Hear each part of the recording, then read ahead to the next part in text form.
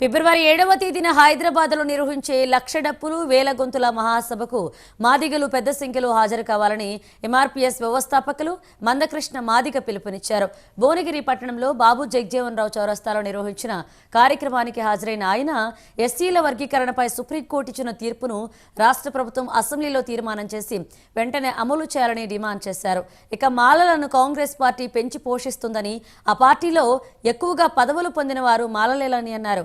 ఇక సుప్రీంకోర్టు తీర్పు వెల్లడించిన తర్వాత మళ్లీ రాష్ట్రంలో మాదిగలు రోడ్డుపైకి వస్తామని ఊహించలేదన్నారు.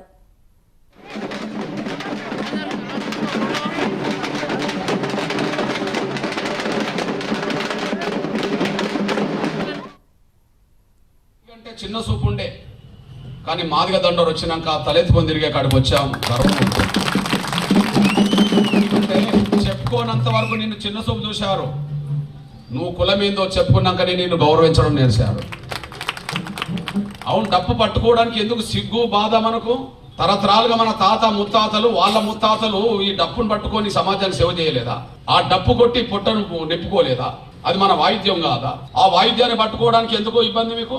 మన వాయిద్యమే కాదు అది. ఇప్పుడు ఇంతమంది జర్నలిస్టులు నా ముందట ఉన్నారు. పత్రికలు, electronic media, print media, social media అనుకుందాం. ఈ మీడియా అంతా సమాజం ముందు రాకముందు సమాజానికి సమాచారం ఇచ్చింది మన డప్పే కదా. గ్రామాల్లో మీరు సీనియర్ రిపోర్టర్లు అనుకునే మాదిగోళ్ళే సీనియర్ రిపోర్టర్లు ప్రపంచం.